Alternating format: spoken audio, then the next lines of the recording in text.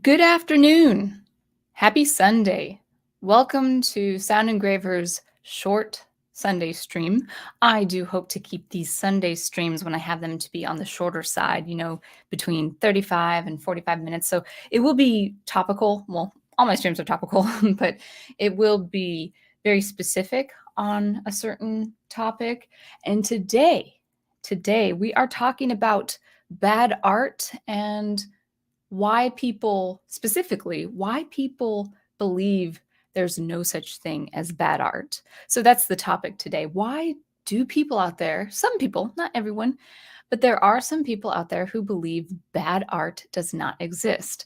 And there are a number of factors, there are a number of reasons, but I'm going to be specific on two main reasons, two main perspectives, I will say, that causes people to default to this belief. So welcome. I see my wonderful friends in the chat, starting with my ever-loving, ever-present prof. But if I had to admit that art is objective, then I'd have to try to improve myself as an artist. And to say what Daniel has said, welcome, Daniel. So true, Professor Geek. And then thank you. My prof says I sound great. That's good. And Brian is in the house. Hey guys, this is a pleasant surprise. So before I actually get into the topic, I will say I'm going to be somewhat frequent on short streams, maybe on Sundays. I think Sundays are the best for that, but it won't be every Sunday. It's just if I have something on my mind and I want to talk about it, that would work better in a shorter format than something that is more longer form. So I won't be as casual with the chat on Sundays as I am on Monday nights because, of course, it's a longer stream. We can engage and stuff like that. But please leave your remarks. I forgot. I just heard my dryer. Yeah, I forgot to turn it off. Now it's off. But I will engage with you guys a little bit today, but not to the extent that I normally would on Mondays. So welcome, Adega Outlaw. Wonderful to see you. And also Final Fantasy fan. Great. Good to have you guys. Thank you for joining me this Sunday. So we'll get right to it. Why are there people out there who believe in bad art? Why do such people have these opinions? So obviously, you've heard me on a number of my streams. If you know who I am as an artist, if of course, I'm with the Professor Geek. We're very objective when it comes to certain, really art in general. But we are just objective. We are objective creatures of the world. And of course, you guys who listen to us, many of you, if not all of you, do believe in some way that there is art that is objectively good and art that is objectively bad. From my position, I've always said this, but from my position, all art is objective. And what remains subjective in art is your interpretation of that art piece. But it does not define, your interpretation of that art never defines if the art piece is good or if the art piece is bad. Now, I've talked about that a number of times in a number of ways on my channel before, in the last 2 years. So I won't really expand on that. What we're going to talk about specifically is that people out there do not believe bad art exists and why that is so. So we're going to get right into it. Now, as I've said before, there are many reasons. I'm going to just talk about two reasons. So these specifically will be perspectives. There are two perspectives that people have out there that would cause them to default to believing, well, no, there's no such thing as bad art. All art is there, all art is to be had, and all art is to be embraced. So there are two perspectives that causes people to believe this, causes people to believe that there's no such thing as bad art. The first perspective is an innocent one. It's coming from a place of maybe people wanting the best out of this perspective, maybe not understanding, maybe not being aware of what's going on in the art world. So the first perspective, the first innocent perspective that would cause people to believe there's no such thing as bad art is there, and we'll get to that. So two perspectives. Let me be clear about that. two perspectives. One is an innocent perspective and one is a not so innocent perspective. So we'll start with the innocent and then we'll go into the not so innocent. And then I will explain that both these perspectives, both the innocent and the not so innocent, have this, they miss the main function of, uh, they miss the main function of art. And so they at least have those two perspectives, at least, have that in common. So let's start with the innocent perspective. So I'm a musician, so I've run into people like this where they have an innocent perspective of saying, "No, no, what do you mean bad art?" Because I've actually run into people, spoken to them in person when I say, "Oh yeah, such and such bad art," and they would give me a blank stare, like, "Wait, what do you mean?" I'm like, I'm checking myself, like, "What do you mean? What I mean? I mean bad art." And their blank stare is like, "Well, no, there's no such thing as bad art." And this is the people of the innocent perspective, and that perspective is, they don't believe bad art exists because no artistic expression is futile. Creativity is good. It's good to be creative. Creative people of the world are seen as a good thing, and they are. Creativity, by all accounts, is a very, very good thing. It's a good thing to have. It's a good thing to pursue. It's a good thing to support if you see other creators and creatives, creative minds expressing themselves in different ways. So of course it's good. Being creative is good, and therefore no artistic expression should be seen as bad because it's not futile. Every creative endeavor should be seen as a thing of merit, as a thing of gumption, as a thing to try, because creativity is very, very important in the human existence. So because creativity is good, art, because it's creative, is not bad. That's their line of thinking. And so they're coming with this idea that no bad art exists, because I should say that better. They're coming with this mindset. No, no, there's no such thing as bad art, because art is a creative thing, and art is a beautiful thing, and creativity is a beautiful thing. So that's the innocent perspective. If you're an artist, you'll probably run into some of these people in your life, who do mean well. They love art, but because of that, they can't grasp that there is bad art out there in the world, because, well, no, it's creative, it's creativity. Therefore, all art is good. There's no such thing as bad art. So that's the first perspective. That's the innocent perspective. The not so innocent perspective is coming from the world where I came out of, and that is the liberal arts. But now, of course, we're seeing it with things like Hollywood. And that's the postmodern mindset to mock or destroy traditional constructs of beauty in art. What's beauty in art? Well, things that have form, things that have structure, things that do have objective things of beauty, whether it's beautiful colors or shades or lines or definition. Now, I'm more talking about visual art, but the same is true for music. Things that have consonants, and any dissonant relationships with consonants works tangibly. They work hand in hand. So, in music, we have those kind of contrasts and dichotomies. Well, that is an example of beauty in music, or beauty in the visual arts, or any art form. The beauty in filmmaking, where things have narrative, things have structure, things have purpose. And so the not so innocent perspective is that mindset, that postmodern mindset, to say, well, wait a second, we got to tear down these constructs of what beauty is. Melody is not so important. We don't need melody in music. We don't need the traditional harmony and harmonic progressions of the late great composers back at the time. We can have music redefined. We can actually use the world of architecture and make something not beautifully structurally beautiful, but make it just bland, because it's just functional. It doesn't need to be beautiful. As long as it's functional, it's fine. So we were talking about, I think in England in particular, they have, blocks of, white blocks of whether they're clinics or whether they're s- they're these buildings look like prison cells, but they're not prison. They're just eyesores of the past, and they're still there in England. So that's a very specific example, but but that's coming from the mindset. Well, we don't need beauty because beauty needs to be redefined or beauty needs to be unimportant. So that's the not so innocent mindset, the tearing down of traditional things.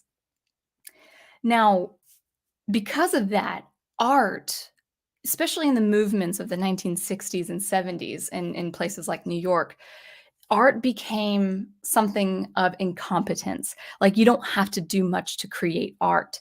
But people on the outside, honoring things of beauty, honoring the masterful works of the contemporary times and also times of the past, well, they would criticize that, rightfully so. They say, "Wait, your art is kind of incompetent, or your art is ugly, or your art is bad because of this incompetence." But if you criticize the incompetent art of the postmodern artist, if you criticize it, well, that invalidates their expression. That invalidates their artistic purpose of tearing things down. It's invalidating their purpose of tearing down the constructs of beauty and order and structure and all of that stuff. So because if you say, well, no, your art is bad for this reason, and this thing here, well, no, you're invalidating their expression. Therefore, you're invalidating them. Therefore, you can't criticize them and say it's bad art. It's not bad art because if you say it's bad art, then it invalidates their purpose as an artist. And that was a thing. Of course I can express that in much greater detail. And I have actually talking about the different movements of the 20th century, the art movements like the happenings and the Fluxus movement and things like minimalism and music and stuff like that. Nothing really wrong with minimalism, but there was a purpose behind it. So very specific examples, I can extemporize if it comes to that on this stream or another stream. But that's the not so innocent perspective on why you can't call art bad. So even if you see a bad piece of art, it's like, wait, no, I made this, and I made this to make a statement. I'm like, well, you have your statement, but it's still a bad piece of art. No, you're invalidating me. You're invalidating me as an artist. So as a recap, those are two reasons, two perspectives why people actually can't see bad art. They don't believe it exists. The innocent perspective, believing no artistic expression is futile because creativity is good. Being creative is good. Therefore, no artistic attempt can be bad. Therefore, no art can be bad. And then the not so innocent, where you've got the postmodern mindset saying, I'm going to tear down your traditional constructs of art and beauty. And if you criticize it, well, you're invalidating my expression and my statement. And therefore, no, you can't say it's bad. You can't say it's incompetent because I'm making a statement. Okay. I'm making a statement. I'm trying to sound like the liberal arts majors that I sort of talked with, back when I was in college. So those are the two perspectives. Now, both the innocent and not so innocent perspectives do miss the main function of art. And this gets a little bit philosophical, and this also gets a little bit spiritual. So I understand if people would contend with me politely, respectfully, but I understand if people would disagree with me on this. Both perspectives miss the function, I would say the main function of art. And that is to better human existence. That really is the function of art, is to better humanity and better human existence. Now, of course, we all know, we can all make several dozens and dozens of guesses and reasons how this works, how art would serve humanity, how art would better humanity. I don't need to explain it with examples unless you would ask me. I mean, the easiest go-to for me is listening to a beautiful piece of music. And when you listen to a beautiful piece of music, you're inspired. You're captivated. being captivated in a moment or several minutes even is a good thing for human beings to experience. And so why would you want to deprive someone from such an experience, or say it's futile or unnecessary? And I think people with the perspectives of, oh, well, no, no, art is bad. They're kind of missing the mark. It's like, well, no, art, bad art does exist, so we can actually, as human beings, as people, who share this human existence, this humanity, we can gravitate toward the good art and be inspired by the good art. A lot of people don't like that. A lot of people, and I would say especially the elites we see, with, famous filmmakers now, like, well, I'll use the current example, Taika Waititi.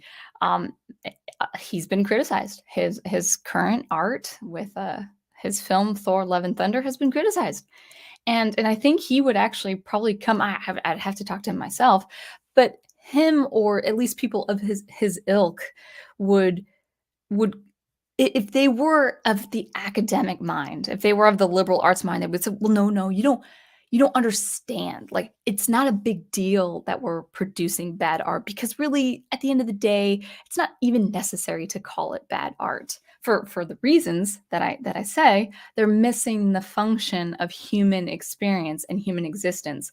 They're missing the function in art that is to better mankind."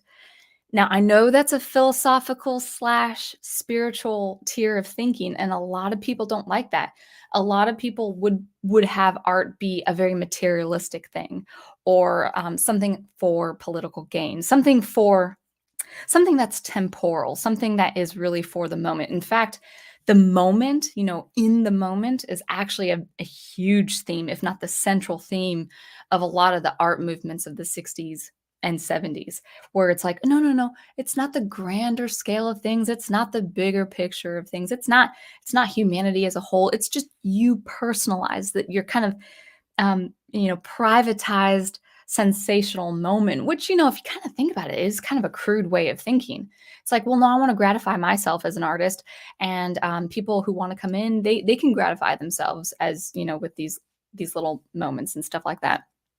Well, that's not the function of art. At least that's not what I believe the function of art to be. It's supposed to be it's supposed to, I hate to use the word inspire over and over again, but that's kind of what we need. Art is meant to, in some way, build morale. You're supposed to be invigorated when you see or hear a piece of art.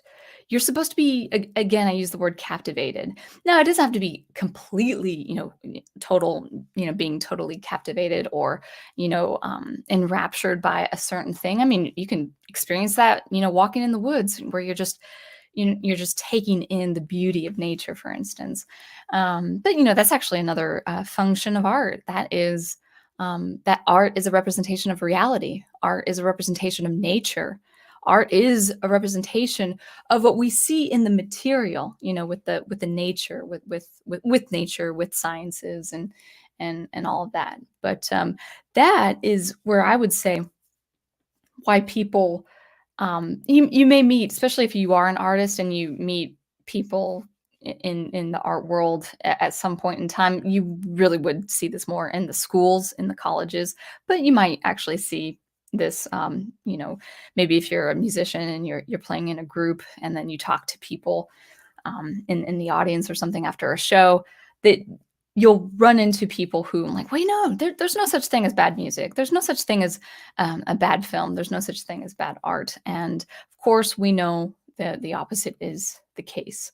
So that is my very specific talk, but I would love to talk to you guys in the chat, and if I think of any other examples of what I mean to say regarding this, I will let you know. So let's see who else is in the chat. We've got Own Lister. We've got Aloys the viewer. Wonderful to see you. Actually, I hope I'm saying your name. Is it Aloy or Aloys? The viewer. Welcome. I think Yeah, great avatar. I feel like I've seen you. I think you're a friend of Wolf 10, if I recognize the name. So hopefully you guys are doing well over in Wolf 10's gang. We've got Brian Gilmartin. Oh, we've got Owen Lister. Welcome. And then let's go through the comments real quick. I'll probably cap it off between 35 and 45 minutes, and then we'll of course have a longer stream tomorrow night, Monday night. Yeah, exactly, exactly. You already proceeded with this. Sound Engraver. If bad art doesn't exist, then explain Thor 4 and Rings of Power. Exactly. And I'm probably gonna be talking a little bit about Rings of Power tomorrow night. Just what we're seeing with the mainstream entertainment these days. And it'd be an artistic perspective. It wouldn't be a political perspective. All right. Adega Outlaw says, if there is no bad art, there is no excellence. If there is no excellence, all is mediocre or worse. And then people who would contend with that comment, they would say, no, there's no worse. There's no bad. There's no nothing. It's all relative. Yeah, you know the political implications of that, and also philosophical implications in the 20th century. All right. Looks like you guys are talking amongst yourselves. We got Herman Andreas Kron. You say a human. I probably should know this quote. A human scream expresses emotion, but there is no poem. And I think that's the famous. Wasn't that the famous expressionist piece? Gosh, wasn't that pre-World War One? I can't remember the time of that piece, but yeah, it's really, that's another thing too. I mean, this is kind of a specific example, but a lot of art in the 20th century. I mean, a lot of art of all kinds of art forms.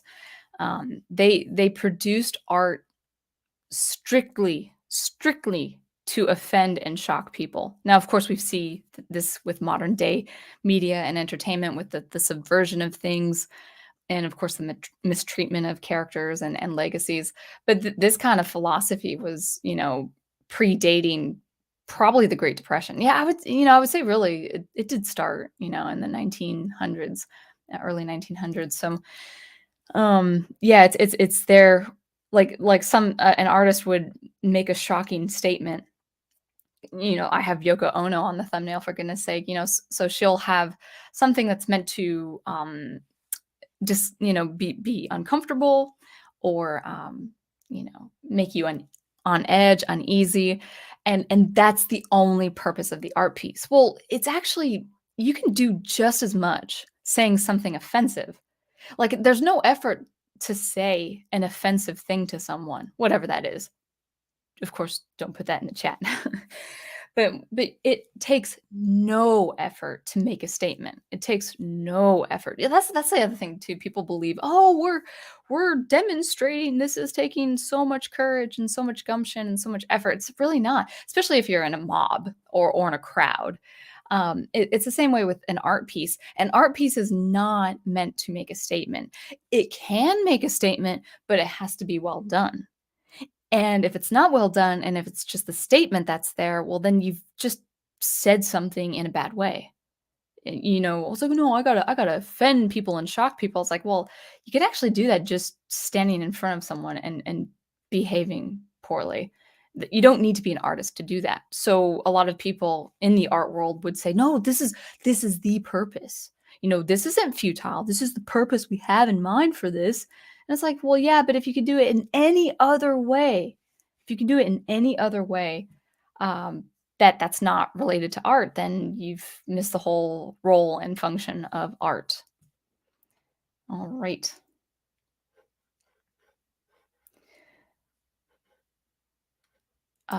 Owen Lister says, statement art, when all you need to do is splatter a bunch of paint like a toddler on the big canvas, or display a toilet in the museum and call it a day. Yeah, Duchamp.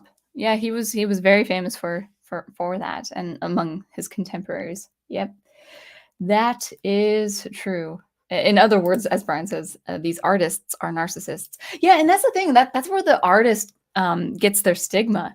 Like when you talk to a person who is not an artist or not of the art world.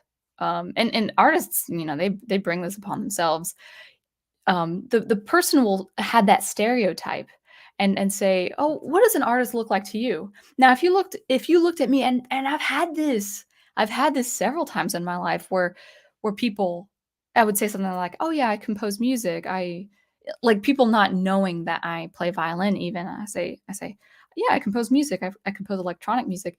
And I would get like some shocked faces like, "Really?" I'm like, "Yeah, I know. I'm a blonde-haired, blue-eyed Christian girl. You didn't think I would do experimental music." But I'm not saying, "Oh, I beat the stereotype," but the stereotype does exist because I think artists, making these statement pieces or making a statement or like a political expression with their art, they kind of bring that stigma upon themselves. Now, I do want to be clear. You can make a statement with your art and you can have self expression with your art, but the role of art has to, captivate and inspire people, meaning your statement has to captivate. Your statement has to resonate with people. How do you do that? Even with a person who would disagree with you, if you did it in a very good, high end, high art, yeah, people hate that word high art, but it's true. If you do that with a high quality, high level masterpiece, it's going to resonate with people.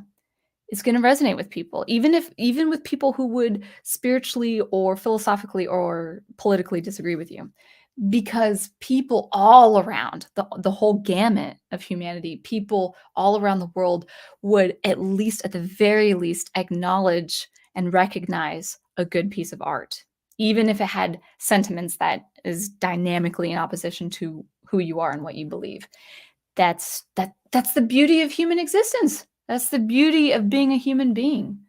I hate this is such a sidebar. I hate the verb human. Oh, we got to human better. But the people who use that verb, they don't really understand what it means to be human. I've noticed. This is just an observation. I could be wrong. All right, a little scrolling down the chat. That's right. Okay. I hope again I'm saying your name correctly. Aloise or I don't think it's Aloise, but you are of Wolfton, the pack. um, you also say, I don't mind in the moment paintings or photographs of people's everyday living. It's like a time capsule, and I find it inspiring because it shows how far people have come. Yeah, and I probably could extemporize a little bit on that. I don't know if you know this, but there was a movement in the 60s called the Happenings where they actually made it their ambition, their artistic ambition to capture everyday moments. But the problem with that is it actually caused incompetent art, meaning the audience can be the artist, the artist is the audience. I'm putting it in a nutshell. I'm saying it in a very basic way. I'm sure my professors would give me a wide berth for putting it so simply. But, now photographers, however, they can capture real life moments and everyday moments in an artistic way, in an excellent way. It's not enough just to, like it's not enough, like, to have, like, an 8-year-old niece capture something, on her phone and say, "Hey, I'm an artist." That's not the same as art, that's not the same as being an artist. However, an artist can capture everyday, day-to-day life moments in a very wonderful, resonant, and artistic way. So there is a distinction. See, art isn't reality. That's the problem with these happening movements and people of New York and who had this philosophy. They believed art was reality. They wanted to make reality their art piece. But art is a representation of reality, and therefore it's an escape from the mundane. That's another function that art has. That's the function that betters the human existence, where you do have an escape. You have the option of escaping the mundane. That's where art provides value in human existence, where something like engineering wouldn't, because engineering, as wonderful as it is, as much as we need things like civil engineering in our societies, it it it it's our reality. It's not mundane in the way that is boring or unnecessary, but it's of our existence. We need something a little higher than our current existence. Again, when I use the word mundane, I mean how we live, like how you live, how I live, how the world lives. And we just need a little bit of that escape. I think I was reading a comment. I may have misread a comment. All right, so we're at the half-hour mark. Brian points out that I think people hate the term high art because elitists have to use it to shut people out of their clicks. That might be one reason. And again, that's a sentiment that spans well over 70, 75 years, maybe 80 years, maybe 100 years. Now I am skipping some comments. I would spend more time on these comments like tomorrow night when my stream is going to be longer, but I kind of want to end on this just let's see if I can wrap it up with another thought. And I'm grabbing a swig of water real quick. And if I don't get the main point that I'm trying to cement in my mind and spoken into words, then I might have it as a fixed video of some other time. I was using the example of civil engineering. You know, we see the value of something like well-structured bridges, for instance, if you're in Pittsburgh or if you're in Charleston, you know, cities with lots of bridges, you know, for transport, for commerce, for access, just to get from one island to the next. You know, if you're in a place like South Carolina, you can see, I mean, these massive bridges in Charleston. I mean, you're over water. Your car is kind of on a road over these waters at these heights, man, at these heights for a good 2 minutes. And then that's with good traffic. You know, you're on a bridge over like 50 or so feet above these perilous waters.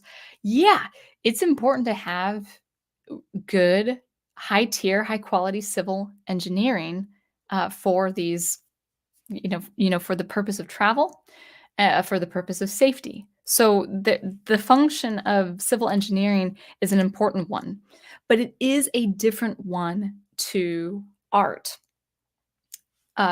Same thing with food and water and sustenance and things like medicine, things that actually help our physical being, things that we actually need to survive on or survive with, rather.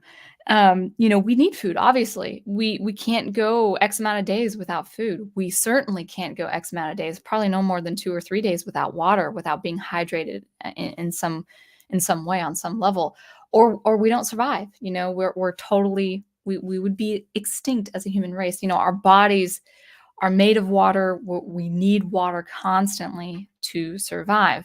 We need food perpetually to survive. We need the nutrition of food to sustain our cognition levels and all sorts of physical anatomical abilities. This is very, very important. But things like food and water and oxygen, you know, for our survival, and then things like civil engineering for our societal survival, is actually very different in function for our emotional and spiritual survival that art can present to us. So what do I mean? A lot of people, I ran into this on YouTube just a couple days ago with some comments. I was in an exchange with a video, and then there were some people commenting, and one person was like, you know, stories aren't really necessary. You know, this is just entertainment. Entertainment is not necessary. And I used to think along those lines. I used to think, no, yeah, you're right. You know, entertainment, art, stories, they're not necessarily like water is necessary. They're not necessarily like food. We can survive without art and entertainment. We can. As long as we have, you know, heat in the winter and water to hydrate ourselves and all that, yeah, we can survive. So why is art necessary though? Why is it important? Well, we would only have a survival type existence as human beings if we did not have art. The physical needs are not met by art. Art doesn't serve our physical needs. Art doesn't serve our survival. The physical needs rely on the substance of the earth and things like engineering and all of that, civil engineering. I keep saying civil because I think of bridges. But so our physical needs are met by other things like food, water, oxygen, the environment, and things like structure and engineering and all of that. Architecture. We need homes. We need homes to keep warm. So our physical needs are met by other matters. Where does art come in? Art is serving our immaterial needs. The food is the material, art is the immaterial. Art is our spiritual, mental, and emotional needs. Now, on a very basic secular level, you can say that art serves our psyche, and our psyche, as individuals, are the psyche is very, very important. But if you are religious, then art does serve your spiritual needs. Art is important to serve the immaterial goods of human existence, not the physical. So when people say, "Oh, entertainment's not actually necessary," why are you griping about this entertainment piece being so bad? Like, it's just entertainment. It's not a big deal. It's like, well, of course, Professor Geek would say, no, this forms our psyche as not just individuals, but as a cultural collective.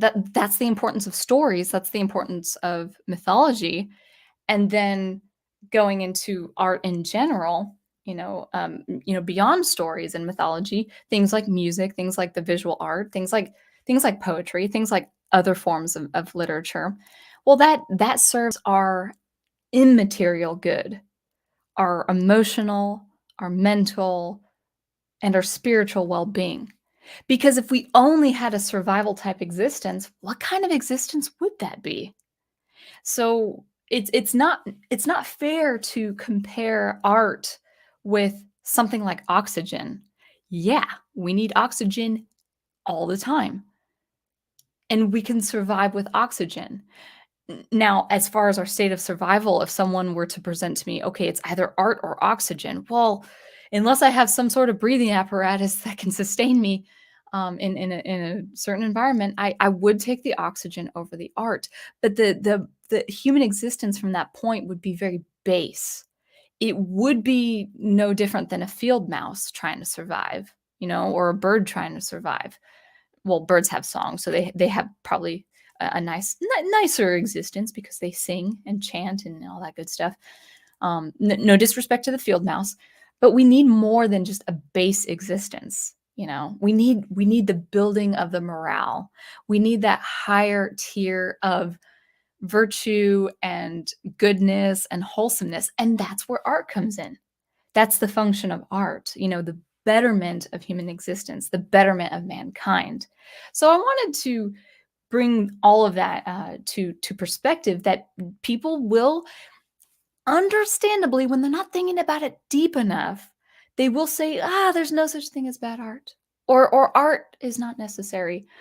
And as far as art not being necessary, I used to think that, even as a musician, even as someone studying art, I'm like, well, yeah, it's just a pastime. Art is just a pastime. Yes, art can be used in recreational ways, but it serves to better human existence. It serves to better our existence, and that's why it's important to have artists all around the world.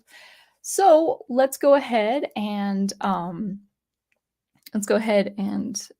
wrap it up. I'll wrap it up in about between 4 and 5 minutes, and then I hope to see you Monday night. I'll have a topic to talk about tomorrow night at 9:30 Eastern time. I do see Big Al. He says, "How long was I napping? Is it Monday night?"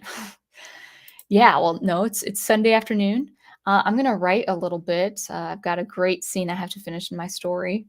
And then I'm gonna have a wonderful night with my prof. We're gonna hang out, explore some more American Revolution since it's July, and then we're just gonna do a lot of retro gaming. Well, I'm gonna do retro gaming. I'm trying to finish Final Fantasy VI. I'm trying to defeat Kefka, but it's been a long It's been a long stint. It was my first time playing it. All right. Anyone else? I think I've welcomed everyone. I hope. Oh, I was about to say I hope, but I do realize Private Eye is in the house. Oh, let's see. Yeah, I'm misreading people. You are starting with, I say if someone tries to say something bad is good because it's different, you just say, you know what is different from good? Bad. Well put. We might even just conclude with that.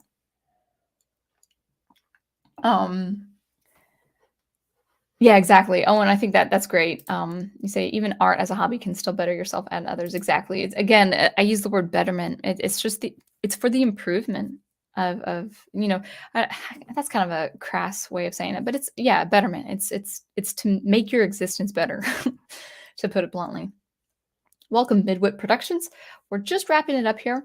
But just a real quick last bit. I will have a Monday stream tomorrow night. Weather permitting, by the way. We've had a lot of heat here and a lot of thunderstorms, so hopefully, weather permitting, we will have our normal Monday night show, 9:30 Eastern time.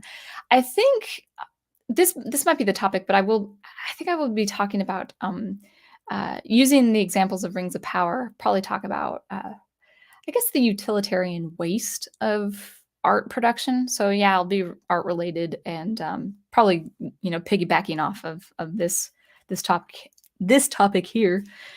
So thank you guys for joining me on this short stream. But and until I see you tomorrow, keep producing, preserving, and promoting the art you love, and I'll catch you soon.